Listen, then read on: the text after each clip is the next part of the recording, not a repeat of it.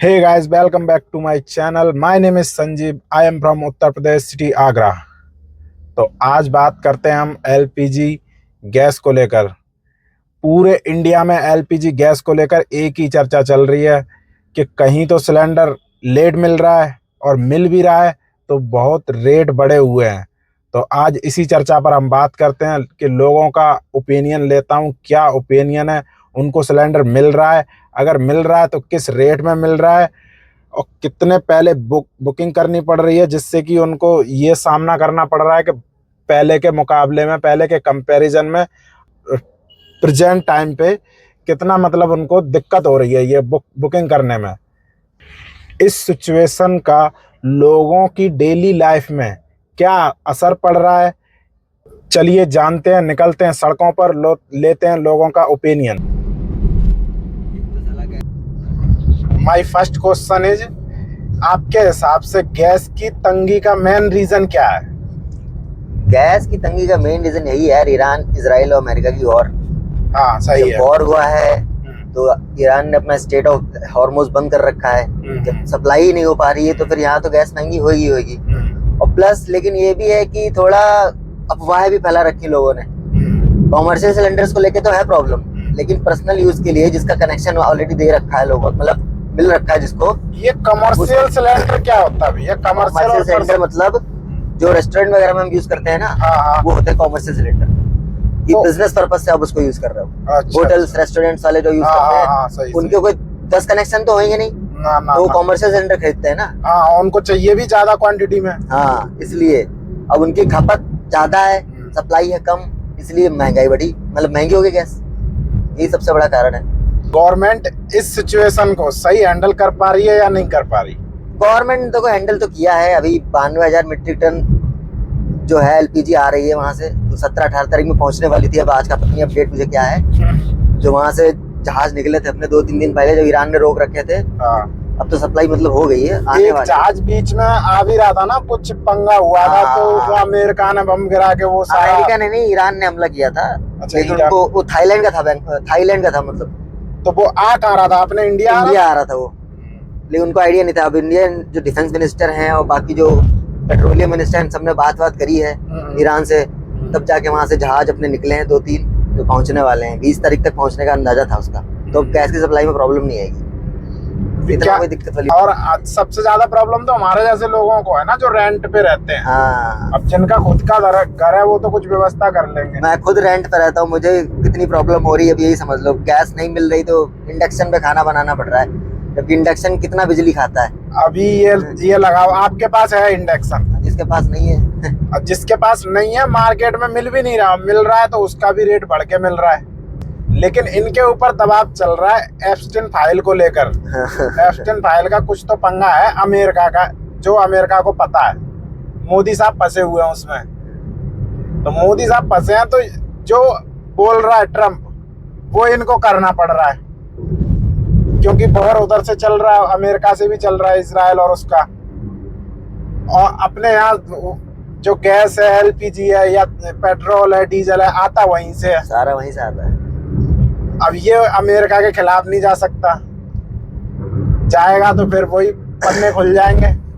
तो ये पता नहीं कितनी बात सच है कितनी झूठ है, इसमें मेरे को ज्यादा आइडिया है नहीं, लेकिन कुछ कह नहीं सकते। नेक्स्ट क्वेश्चन है भैया आपसे मेरा, अगर गैस और महंगी हो जाए तो उस सिचुएशन में आप क्या अल्टरनेटिव यूज करना चाहोगे? यार शहर में रहेगा तो हमारे पास कोई अल्टरनेटिव नहीं है सिवाय इंडक्शन के। गांव में होते तो चूल्हा जला लेते। गांव में, हाँ गांव में तो ये है, गांव में तो शायद अभी भी जलता ही है। बाकी अगर गैस वगैरह अगर लोग रखते भी हैं तो वो तो बना कर रखा ही है। लोग जो फ्लैट में रहते हैं तो हमारे पास कहाँ चूल्हे का ऑप्शन है, कहाँ जला लेंगे? अगर बालकनी में जला भी लिया तो पड़ोसी कंप्लेन करने लगे। किसी के घर में धुआं नहीं कर सकते ना। तो इसलिए हमारे लिए तो कोई ऑप्शन है ही नहीं सिवाय इंडक्शन के। वही है, इंडक्शन जला लो या फिर आप हीटर ले आओ, उस पे बनाओ। मतलब कुल मिला के यही है, इलेक्ट्रॉनिक यूज कर सकते हैं बस। इलेक्ट्रॉनिक पे शिफ्ट होना चाहेगा, जितनी भी पब्लिक है वो इलेक्ट्रॉनिक पे शिफ्ट होना चाहेगी। तो मेरा फर्स्ट क्वेश्चन है भैया आपसे जी, आपके हिसाब से जो गैस की जो ये तंगी चल रही है इंडिया के अंदर, इसका मेन रीजन क्या है? देखो भाई, एक छोटा सा मामला है हाँ। कि जो गैस की जो दिक्कत है वो तो वर्ल्ड वाइड देखो सब जगह ही फील हो रही है, मगर इसकी मेन रीजन है कि लोग ना जो निचला तबका है ना, जैसे गरीब आदमी जो होता है ना, हाँ वो बहुत जल्दी विचलित हो जाता है। आप भी समझते हो इस हाँ बात को। हाँ, ये तो है। अगर कोई भी प्रॉब्लम होती है तो सबसे पहले गरीब आदमी लाइन में लगता गरीब आदमी लाइन में लग रहा भैया, लग रहा है। है ना। हाँ तो ये मेन समस्या ये है कि विचलित होने से ना और समस्या ज्यादा उत्पन्न लग रही है, ज्यादा लग रही है, और उस वजह से प्रॉब्लम और पैनिक हो रही है। जिनके घरों में भरे हुए सिलेंडर हैं वो भी दोबारा भरवाने की कोशिश में लगे हुए हैं, समझ रहे हो। हाँ। जो चीज ऑलरेडी लोगों के पास है फिर भी लोग उसकी सोच रहे हैं कि एक दो और भर के रख लें, तो उस वजह से भी किल्लत बढ़ रही है। मतलब कहने का कंसर्न ये है कि अगर कोई चीज को सही तरीके से यूज किया जाए तो कोई दिक्कत, जो समस्या में 1 महीने बाद आनी है वो हमें जल्दी नहीं आएगी, वो 1 महीने बाद ही आएगी। अगर ये जो अफरा तफरी हो रही है ना, और आदमी पैनिक हो रहा है,